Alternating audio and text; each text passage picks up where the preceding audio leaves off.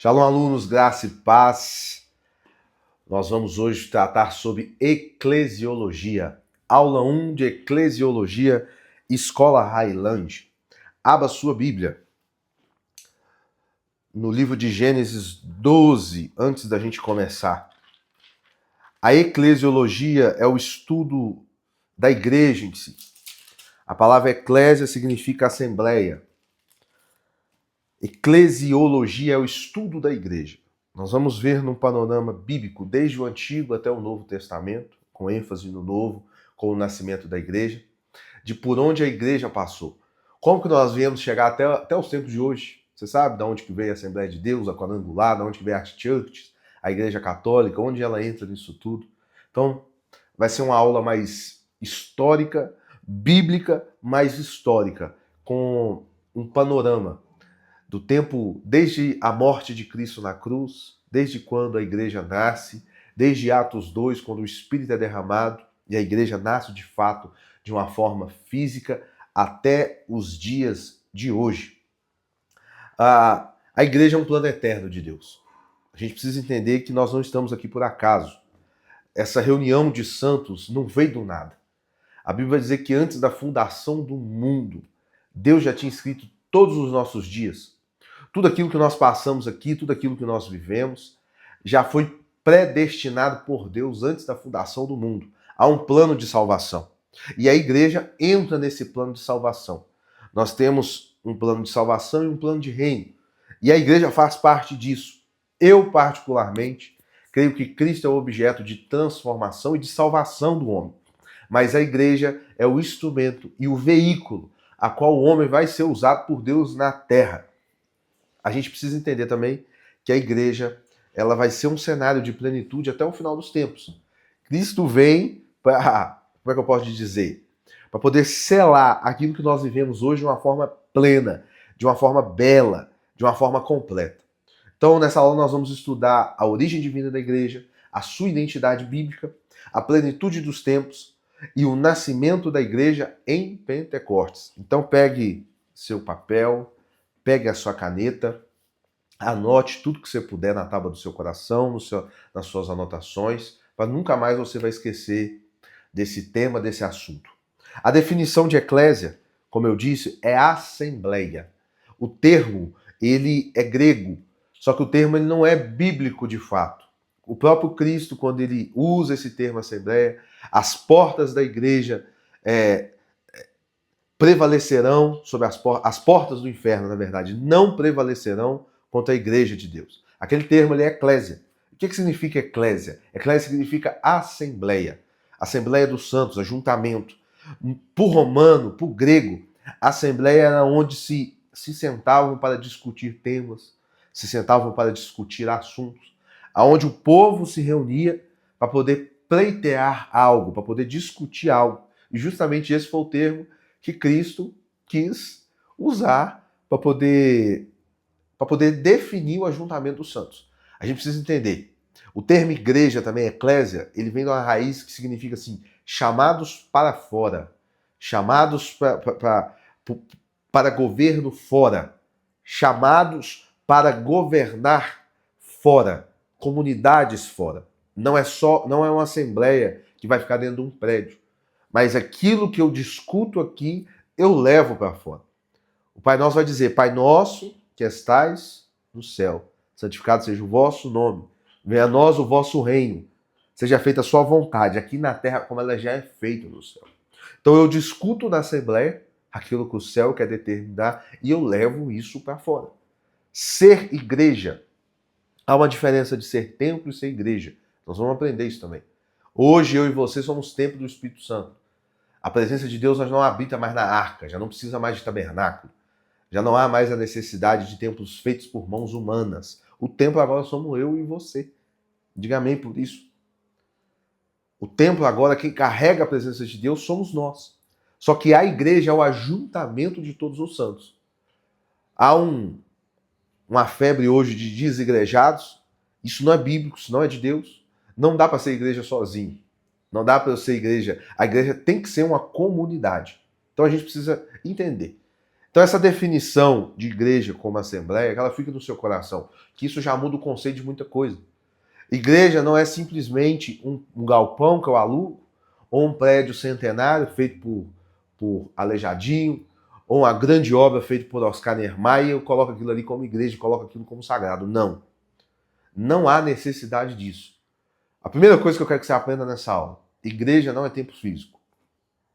Templo físico é galpão, é loja, tanto que a gente pode alugar qualquer lugar para poder ir. Igreja é o ajuntamento dos santos para ser feita a vontade de Deus aqui na terra. O problema é que muitas vezes a gente está preso nesse contexto brasileiro, cultural, mas se você for na América, se você for na Europa, se você for em outros lugares do mundo, você vai ver que esse conceito do prédio como igreja, ele é totalmente diferente. Na Europa, por exemplo, nós temos duas igrejas, duas denominações funcionando no mesmo prédio. Eu, por exemplo, nós estamos gravando essa aula em 2026, em abril de 2026. Eu, por exemplo, ajudei a abrir uma igreja em Montes Claros, na cidade de Montes Claros, no norte de Minas. Nós começamos a igreja no auditório de um hotel. Até o momento de hoje, não temos ainda o templo físico. Mas nós começamos lá em um hotel. Quantas e quantas igrejas em outros lugares se reúnem em hotéis, em salas, em teatros. Então, não necessariamente aquilo que é físico é igreja. Não há nada de sagrado em tijolo. Não há nada de sagrado em palco. Não há nada de sagrado em banco de igreja. O sacro, aquilo que é sagrado, está habitando dentro de nós, que é o Espírito Santo de Deus. Amém? Então, não idolatre paredes. Não idolatre templos feitos por mãos humanas. A igreja em si é o ajuntamento dos santos. Igreja, ela começa dentro de casa. A igreja do Senhor, nós vamos aprender isso, ela começou nas casas. O livro de Atos vai dizer que os santos se reuniam, havia uma igreja em Jerusalém. As cartas de Paulo, do Novo Testamento, são enviadas às igrejas. Que igrejas são essas? São igrejas na cidade. Não necessariamente era um templo só, Walter. A igreja de Éfeso, na cidade de Éfeso. Ele mandava uma carta para a igreja porque ele enxergava a igreja daquela cidade. Por exemplo, não existe uma igreja, um corpo místico em Belo Horizonte separado. A Central, a Boas Novas, a Universal, a Assembleia de Deus, é a igreja de Belo Horizonte. Todos nós somos um corpo. Todos nós somos um só. Então, o templo em si não determina isso. A gente precisa entender isso. Então, lá em Atos, quando o povo começa a se reunir, eles começam a se reunir nas casas. Então, tá vendo que não necessariamente uma igreja precisa ser um templo limpo? Como eu posso dizer? Eu fui agnóstico por muitos anos, eu ia na igreja católica, ia no terreiro da macumba da minha avó. Então, por muitos anos ficou aquela coisa, a igreja é aquilo que é sagrado. Quantas vezes eu critiquei igrejas evangélicas que começaram na garagem, e sendo que a igreja começou assim, a igreja de Cristo começou assim. Na casa de Priscila e Áquila, quem nunca leu o texto, a igreja começou ali, meu amigo. No jantar à noite, a palavra pregada, irmão, com louvor. Teve palavra, teve louvor, sinais, maravilhas se manifestaram, pessoas foram curadas, saradas, libertas, o nome de Cristo foi glorificado. Aquilo ali, aquele ajuntamento ali já é igreja, aquilo ali já é um culto. Aquilo ali já é uma adoração, já é um serviço ao Senhor. E nós precisamos entender isso. Há uma diferença da igreja local, da igreja universal, eu já te falei. A igreja local é a igreja a qual você serve. Nós falamos muito sobre a igreja local. Eu creio que todo crente tem que ter uma igreja local. Eu, por exemplo, hoje, a minha igreja local é a Boas Novas do bairro Estoril. É a minha igreja local, onde eu sirvo, onde eu sou membro, onde eu sou participante do corpo. Só que nós temos também a igreja universal. O termo eclésia, o termo igreja, na Bíblia é usado para esses dois termos. O que é a igreja universal? É a igreja que Cristo vai vir para poder arrebatar, para poder levar, é a noiva, e que vai englobar todo o corpo místico da igreja na terra. Não só uma igreja local, não só a igreja de Belo Horizonte, não só a placa tal. Placa de igreja não define igreja. Lembre-se disso, o reino é um só. Aquilo ali são pessoas a qual Deus deu direções, propósitos, porque a Bíblia vai dizer da multiforme graça de Deus. Só que a igreja é uma só. Amém? A igreja é o corpo de Cristo aqui na terra. Qual é a representação do Cristo aqui na terra? A igreja. A Bíblia vai dizer que ele tabernaculou entre nós. Jesus Cristo veio em carne. Só que houve uma próxima fase, que é Cristo sendo manifestado como igreja. Cristo veio como mistério oculto, se manifestando desde o Antigo Testamento. A gente vê Abraão recebe um anjo, almoça com esse anjo, é o Cristo. A gente vê o povo saindo do Egito, caminhando no deserto. O anjo do Senhor à frente é o Cristo. Havia manifestações do Cristo, o Cordeiro, o primeiro animal que foi morto no Éden, no jardim, quando Adão cai, que Deus faz vértices. Ali é uma manifestação de Cristo, de como que é esse termo. A cristologia enxerga isso como a imagem de Cristo em símbolos do Antigo Testamento. Então Cristo vai se manifestando. Só que a Bíblia vai dizer que o verbo veio e se tabernaculou entre nós. E ele andou como um corpo físico. Isso foi um estágio. Hoje, a manifestação de Cristo na terra é através da sua igreja. Através do seu corpo. Tem igreja que não manifesta Cristo? Igreja que eu falo placa, algumas denominações, pode ser que sim. Só que como o corpo universal, nós manifestamos o Cristo aqui na terra. A gente precisa entender. A igreja também, ela é comparada com a noiva de Cristo. A igreja é comparada com... a Bíblia vai dizer que Cristo vai vir buscar uma noiva para as bodas. Então aqui nós estamos vendo a definição da palavra igreja na Bíblia. A definição é eclésia, que é a reunião dos santos. Nós temos a igreja local, a igreja universal. O corpo de Cristo é falado, dito como igreja. A noiva do Cordeiro é dita como igreja. E nós também cremos que a igreja em si é a reunião dos santos. Isso é o mais importante. Quais fundamentos bíblicos nós temos para isso? Lá em Gênesis 12, abra comigo. A Bíblia vai dizer assim, eu estou aqui com o Walter. Lê para nós aí, Walter, Gênesis 12. Pode começar do versículo 1. Então o Senhor disse a Abrão: saia da sua terra, do meio dos seus parentes e da casa do seu pai, e vá para a terra que eu lhe mostrarei. Farei de você um grande povo e o abençoarei. Tornarei famoso o seu nome, e você será uma bênção. Abençoarei os que o abençoarem e amaldiçoarei os que o amaldiçoarem. Por meio de você, todos os povos da terra serão abençoados. Então Abrão partiu, como lhe ordenara o Senhor, e Ló ficou com ele. Abrão tinha 75 anos quando saiu de Harã. Levou Sarai, a sua mulher, e o seu sobrinho Ló, todos os seus bens que haviam acumulado e os servos comprados em Harã. Partiram para a terra de Canaã e lá chegaram. Ponto. Lê para mim o Gênesis 12, versículo 2, de forma pausada. 2. Farei de você um grande povo e o abençoarei. Farei de você um grande povo e o abençoarei. Você está lendo a NVI, Isso. correto? Na ACF vai dizer assim, farei de você uma grande nação e abençoar-te-ei e engrandecerei o teu nome e tu serás uma bênção. Tá vendo que Deus não abençoa lugares, Deus abençoa pessoas. O que a gente precisa entender como igreja? Quando Deus levanta um homem, uma liderança, a gente precisa entender, a bênção está sobre pessoas, não em lugares. Então a igreja, irmão, ela pode ser na Etiópia, na Nigéria, na China, no Japão, no Brasil, num galpão, num prédio, num hotel e muitas vezes até em boates. Eu já vi culto sendo feito em boates. Se a bênção de Deus estiver com quem está ali, irmão, as coisas vão acontecer. E quando ele usa o termo assim, farei de ti uma grande nação, a gente precisa entender que nós temos o Novo e o Antigo Testamento. Nós temos a Nova e a Antiga Aliança. Só que você sabia, Max, nosso videomaker, que nós estamos na Antiga Aliança? Olha que loucura isso. Porque a gente fala Antigo e Novo Testamento. Quando se fala Antiga Aliança, a gente pensa na lei, só que não é. Eu não gosto de usar o termo Antiga Aliança, mas Primeira Aliança. A nossa aliança está em Abraão. A lei foi em segundo, irmão. Quando Cristo veio manifestar a graça, ele manifestou graça. Só que a aliança ainda, nós somos enxertados na aliança de Abraão. Então, quando Deus libera essa palavra assim, far-te-ei de ti uma grande nação, não está falando só de Israel. Está falando de todo aquele que crê em Cristo, que foi enxertado na videira. Então, quando a gente vê essa palavra nação aqui, nós pensamos ser o Israel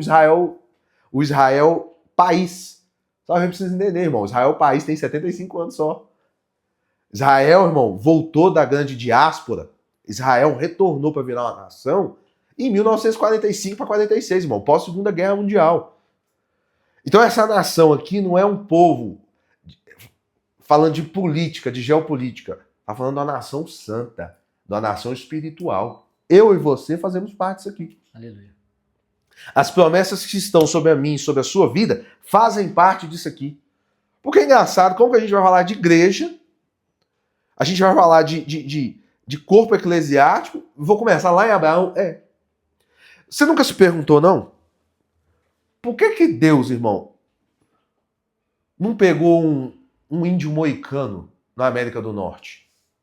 Por que Deus não visitou um índio tupi-guarani na América do Sul?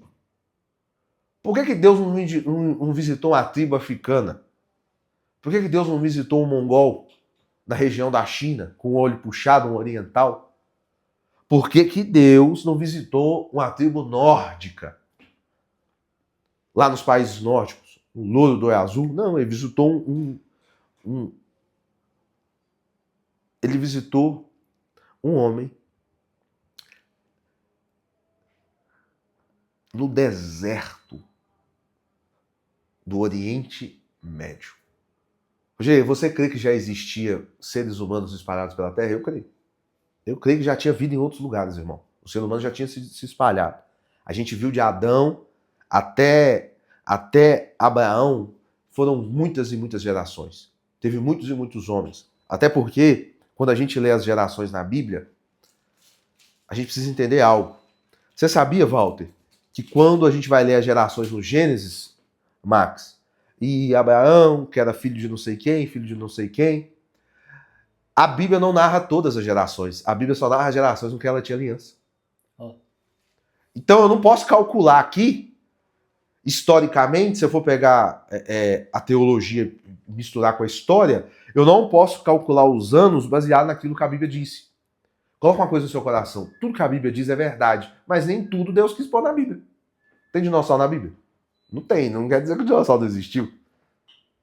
A gente aprendeu na queda do homem, na queda de Lúcifer, quando no pecado original, já está aí gravado, você que é aluno da escola, você tem acesso, nós aprendemos que haviam povos pré-adâmicos.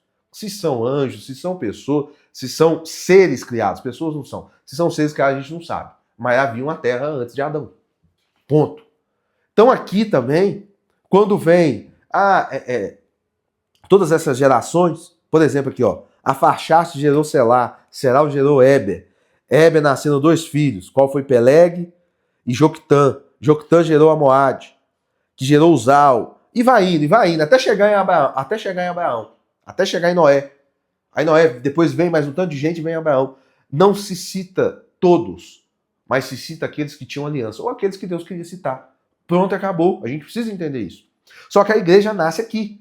Então por que Deus não visita? Não visitou esse índio na América do Norte, não visitou o Inca? A civilização Inca, irmão, era muito mais inteligente que a civilização babilônica. Tinha muito mais tecnologia na América do que lá nos Sumérios. A escrita, a gente entende historicamente que tudo começou ali, até porque o Éden era por ali. O homem teve que sair de algum lugar. Ele começou a peregrinar ali. Só que Deus escolheu Abraão, irmão. Você precisa entender, as coisas não acontecem por acaso. Deus escolheu Abraão. E a Bíblia diz que Deus procurou, assim como Deus procurou Davi. Então ele resolveu essa aliança com Abraão. Não foi Israel. Presta atenção. Não foi Israel, irmão, escolhida por Deus. Foi Abraão. Só que, por consequência, Israel veio de Abraão. Então a aliança está com eles? Não, a aliança está com Abraão. Por consequência, está com Israel, porque Israel saiu de Abraão. Poderia Deus, irmão, ter escolhido outra nação, ter escolhido outra tribo? Porque deixa eu te contextualizar. Abraão, irmão, nessa época aqui, era quase um homem das cavernas, irmão. Isso aqui são dos primórdios e dos primórdios da civilização, irmão. Aqui é antes de Moisés, irmão. Aqui é antes de Egito. Isso aqui, irmão, é nos primórdios dos primórdios, em que o homem aprendeu a ler, em que o homem aprendeu a mexer com fogo. Isso aqui é nos primórdios onde o homem aprendeu a fazer armas, onde o homem começou a mexer com cobre, o homem não mexia com ferro. Você sabia que nessa época não tinha nem ferro? A primeira arma forjada de ferro caiu nas mãos dos filisteus depois. Os hebreus usaram armas de cobre por muitos e muitos anos. O cobre era usado, o ferro ainda não era usado.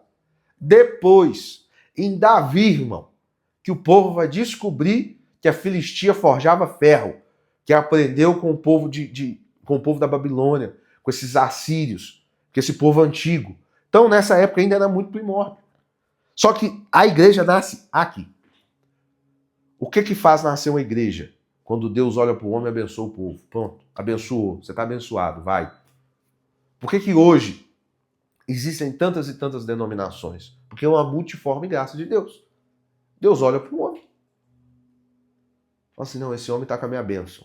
Eu quero fazer algo na terra através dele. Ele vai gerar outros e isso vai impactar a terra e o meu nome será glorificado através desse povo. E pronto, acabou. É isso. Então começa aqui em Gênesis 12.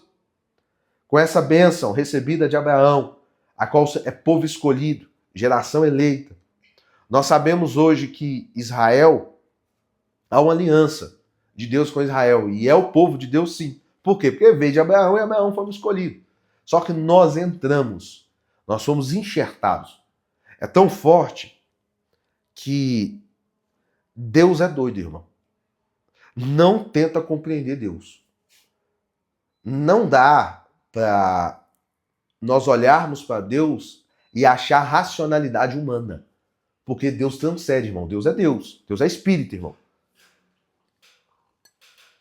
Eu não consigo olhar aquilo que Deus vai gerar, aquilo que Deus vai fazer e tentar racionalizar na minha limitação humana. Israel, por exemplo. A Bíblia vai dizer que Deus endureceu o coração de Israel para negar o Messias. Faz sentido isso? Não faz sentido nenhum. Por exemplo, Romanos 11 vai dizer que nós fomos enxertados na oliveira e os galhos da oliveira foram cortados. Só que o romano ele não tinha que ensoberbecer. Por que ele não podia se ensoberbecer? Porque ele tinha que entender que ainda ele sendo um galho da oliveira enxertado na oliveira, o que sustentava a oliveira era a raiz. Então o que Paulo está querendo dizer, irmão? Baixa sua bola, que Deus fez uma aliança com Abraão e Israel veio de Abraão. Então fica aí. Nós somos enxertados depois. Nós somos conectados depois. Só que o próprio Deus, a própria Bíblia vai dizer que Deus endureceu o coração deles. Para que nós fôssemos alcançados. Para que a graça fosse manifesta. Para que o tempo da graça fosse manifesto. Diga amém aí onde você estiver.